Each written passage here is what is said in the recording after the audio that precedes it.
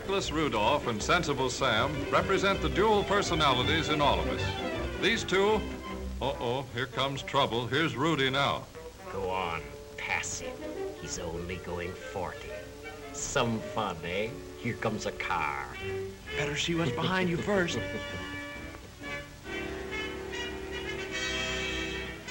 Take it easy. There's a car coming.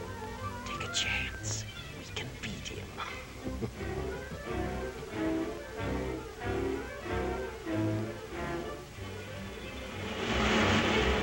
I almost got him that time. Sensible Sam was right.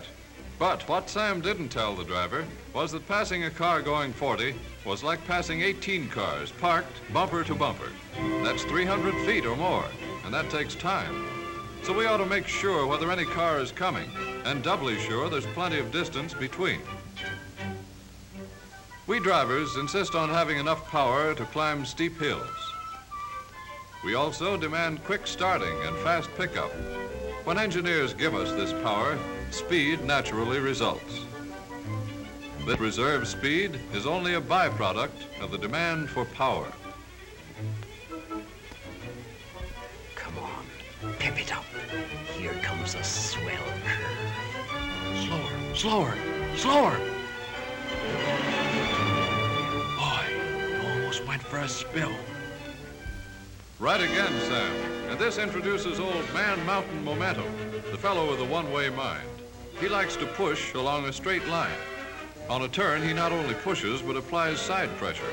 The faster the turn, the more side pressure. He calls this hold on you centrifugal force, and he's pinned many a good man down with this one. Speedway curves are banked to offset this force. An aviator tilts his plane on turns to counteract it. But this grip of momentum is dangerous. We drivers should always keep our cars under control. Good drivers tell us that in climbing hills, we should always go into second gear when our speed drops to 20 miles an hour. There aren't any laws to make us go down steep hills in second, but experienced drivers say this too is a good rule. Go on, boss. You drove all the way up that hill in second. Slip her into neutral and let her coast down. It'll be fun. Don't, boss, don't. Look behind you. It's that big push again. Man Mountain Momentum may be a friend starting uphill, but he'll push us right off the road if we go down too fast. Easy. Use your engine as a brake.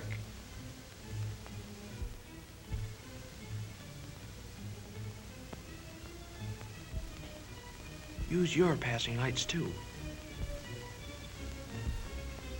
There's nothing more on the road. Step on it.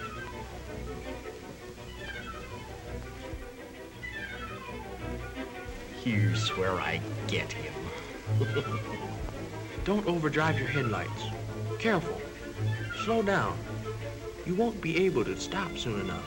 There might be something up ahead. You can't see as well at night. I'll show you. What did I tell you? Aren't you glad you cut your speed? The margin of safety at night is the distance our lights, good or bad, let us see ahead clearly. Overdriving our headlights means we cannot stop within this space. This includes the distance spent while deciding to stop and while moving the foot to the brake pedal and pressing it down. We must remember that cars driving at speeds that cannot stop in this distance are taking chances.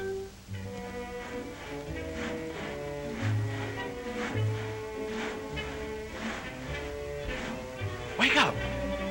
Step on it. It's only 50 miles to the next town. Can't keep awake.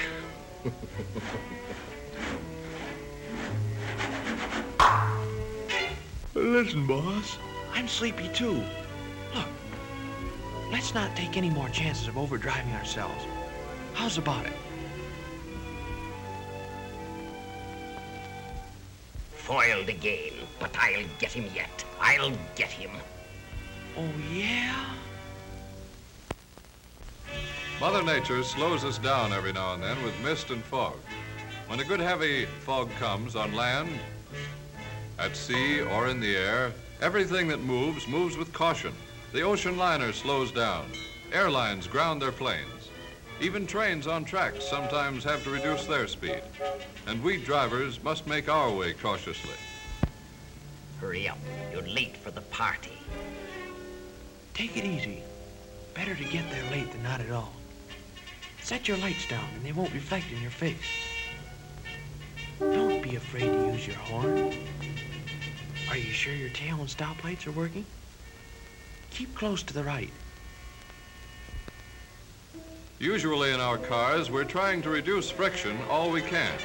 We use ball bearings and roller bearings.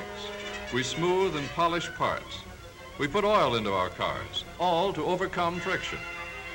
In starting a car, stopping it, or turning a corner, we need road friction for our tires. But when ice and snow come, the normal condition of this friction is changed. If we are as careful behind the wheel in slippery weather as we are in feeling our way on foot, we can easily adjust ourselves to this change. Come on, keep going. You can stop in time. Easy on your brakes. Gently. Feel the surface of the road. That's it. Now start easily. Engage your clutch slowly. Don't spin your wheels. No chance to skid. See?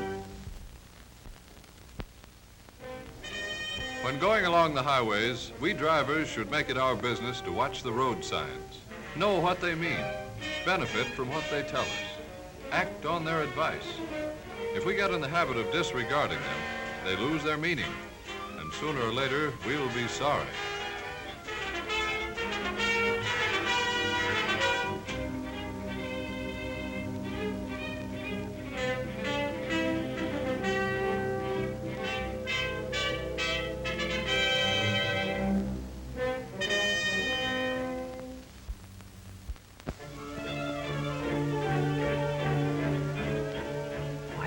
Time by slowing down. No kids around now. There might be just one, boss. Coming to school late.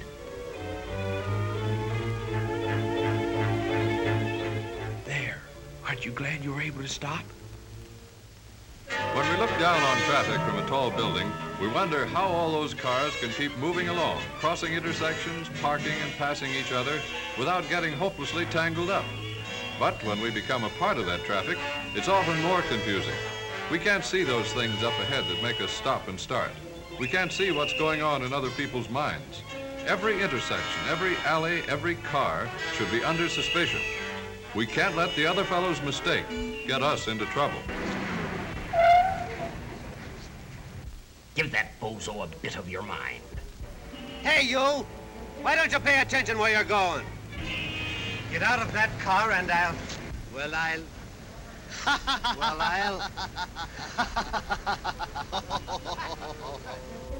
Talking to yourself, boss. Funny you don't recognize yourself when you're a pedestrian. Expert drivers tell us we must give ourselves a margin of safety, a reserved space between our car and the one ahead. Most of us drive automatically, but it doesn't pay to let our thoughts go wool gathering. Remember the show last night? I'm in the mood for love. At Simply last I've got him. because you're near me. Funny. Curses. I'll fix you for this, you meddling fool, spoiling all my fun.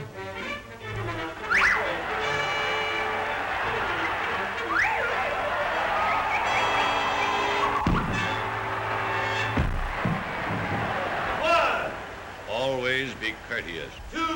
Know how to drive. 3, Both hands on wheel. 4, Watch traffic signs. 5, Keep a safety margin. 6, Use hand signals. 7, Keep right. 8, Keep sober. 9, Stop when angry. 10. Obey all laws. The winner! I'll be seeing you.